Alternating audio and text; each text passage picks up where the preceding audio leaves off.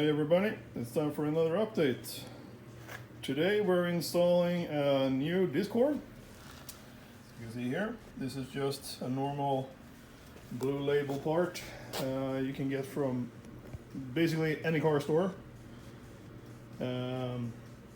Mostly you can probably find them even at gas stations. But I'm gonna go cheapy on this one because the budget is the budget on this car. Everything is put on the engine.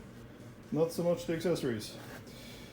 So, what we're going to do on the GT4, and this is with all the T18 series when installing your horns, is to remove the protection cover for the radiator, and it's also a tunnel for directing the air into the hood, basically, or also protect from getting too much gravel inside when this is removed. So it's actually a double feature, which I can't really agree that it actually does anything other than just look cool. In my case, I made a fake carbon fiber film on the entire thing. It's just a really bad piece of plastic when you get the car, and a good place to put all the sponsorship logos and everything when you get something updated from the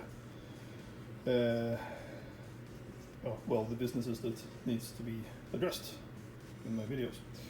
Anywho, so I'm going to remove this part, and this is as I said, from T18 series into the T20 series, and it looks pretty much the same. It's just a cover that needs to be removed. The horns, however, are not this model. I changed the connecting sockets on my car to have the disc horn. What you get with this car from the beginning is those kind of horns you can see with, like, angels are blowing in old monuments and pictures you can see in, like, museums. Pretty shitty horns. If you ask me, I really don't think they produce a lot of sound at all, and you get two of them and they're pretty heavy. And I didn't like the concept of having heavy parts on my car that doesn't make more than just sound.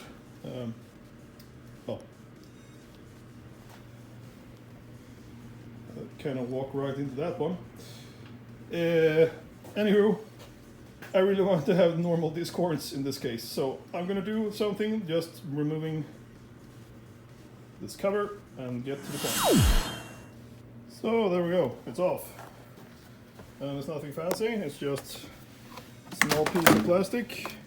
Well, a big piece of plastic it is, but it's really thin, at least. And here's the horn. This is actually an old boat horn I got from a neighbor way back when.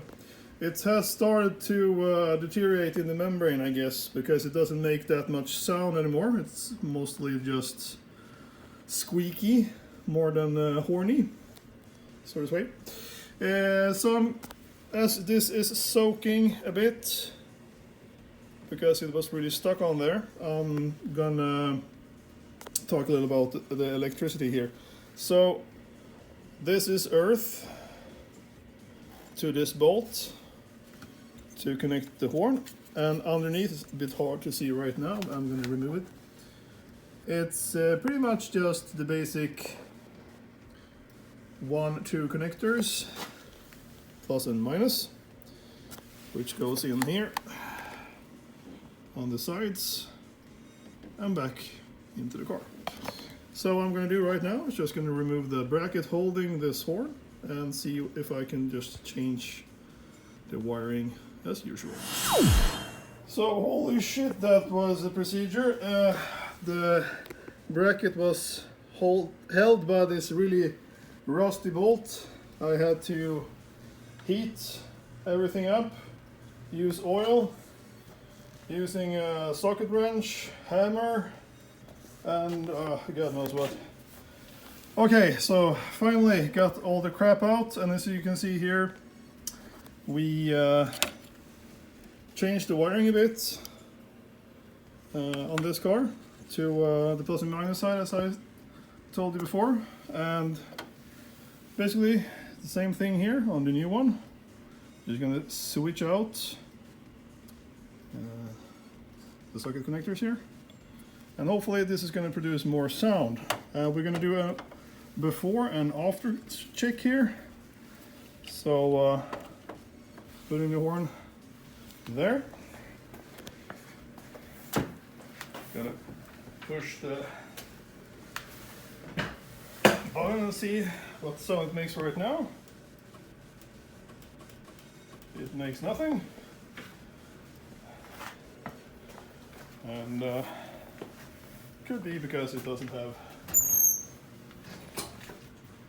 any electricals. There we go. So we'll see about that.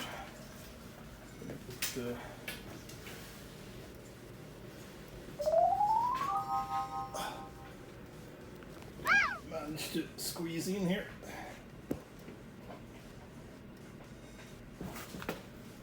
Almost.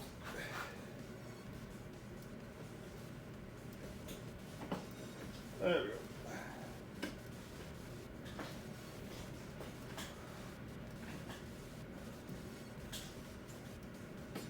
There, electricals. Trying this again. No sound.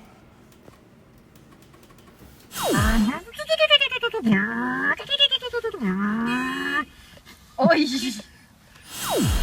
So it's on. Let's try to time to try it out and see how it responds to this car. There was no electrical problems other than some corrosion on the connecting sockets on these sides, which I had to put some oil on, which I usually have that X1R I really like, and a toothbrush, which is one of my most common used tools, and just scrape everything off on the connectors before installing the new ones. And let's hear the results. Maybe now not gonna go around town sounding like a boat. Here's the results. Pretty good ringing in the ear there. So I would say that this is a success, and some stock videos of the previous sound has been recovered, so you could measure the decibel levels from a boat horn, which is all in all not bad. It's not heavy. It was a good accessory to the car, but it has done its time apparently. We'll see if we can maybe fix it up. Who knows? But for the time being, a good, honest Blue Label part will do the trick on this car. And it's pretty small, which is also good.